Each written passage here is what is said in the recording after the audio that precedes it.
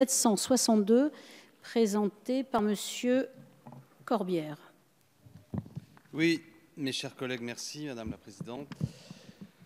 Mon collègue Lachaud a bien dit les choses il y a quelques instants, je crois que c'était clair, et tout à l'heure dans le débat, pour les collègues qui étaient présents, on l'a entendu de la bouche aussi de la part du président de notre groupe, Jean-Luc Mélenchon. Nous souhaitons revenir sur la participation financière de la France à l'OTAN. Ces contributions s'élèvent actuellement à 143,27 millions en année en autorisation d'engagement, ce qui revient à 142,07 millions d'euros en crédit de paiement. L'appartenance de la France à l'OTAN, selon nous, nuit à l'indépendance militaire et stratégique de notre pays. Cette alliance, dont la vocation historique était défensive, intègre désormais une vocation préventive.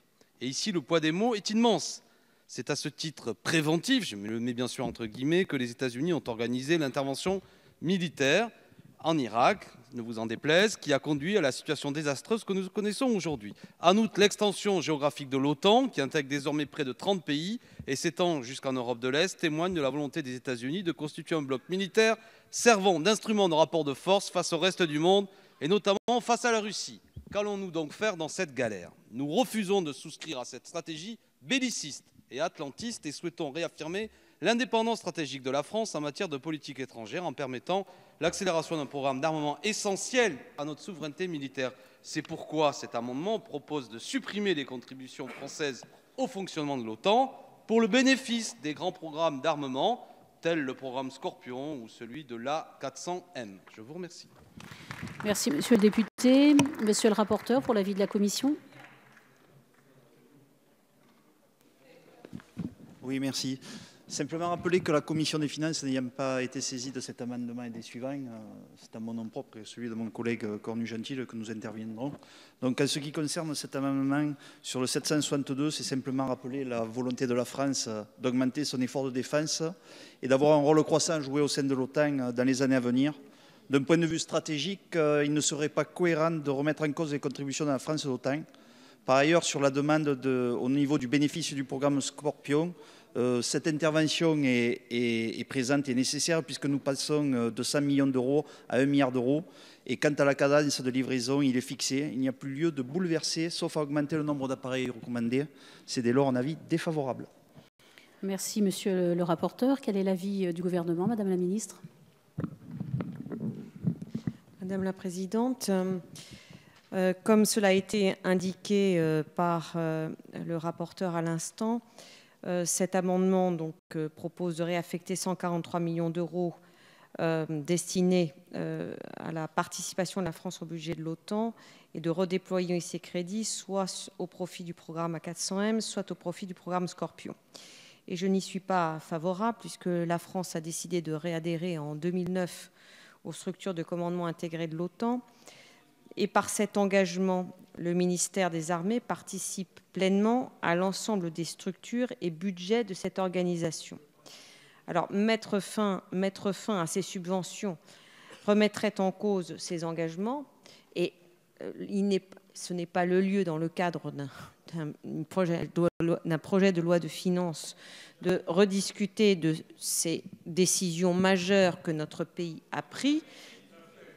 Un projet de loi de finances est là pour mettre en œuvre des décisions qui ont été prises. Alors, comme ces décisions ont été prises, mettre fin à ces subventions remettrait en cause ces engagements, au mépris notamment de bénéfices qui sont apportés par les structures intégrées et qui permettent, par exemple, de participer à des programmes de coopération qui sont initiés par les États membres, comme l'hélicoptère NH90. Pour ce qui concerne les redéploiements qui ont été proposés, cela a été dit également à l'instant, s'agissant de l'A400M, le programme A400M est tout à fait correctement doté et 2 livraisons vont être réalisées dans le cadre de l'année prochaine. Et il en va de même pour le programme Scorpion. Donc, je ne suis pas favorable à cet amendement. Je vous remercie, Madame la Ministre. Monsieur Corbière, vous avez la parole. Merci, Madame la Présidente, et merci à Madame la Ministre et au rapporteur d'avoir pris la parole. Premièrement, je voudrais dire un mot au rapporteur. Moi, j'ai présenté cet amendement en commission élargie, donc ne perdons pas de temps à dire qu'il n'a pas été présenté. Ce n'est pas le sujet. Mais je suis surpris du niveau de réponse, l'un comme l'autre. L'un me disant c'est ainsi, en quelque sorte, Et Madame la Ministre me répondant que ça a été décidé en 2009 par le président Nicolas Sarkozy.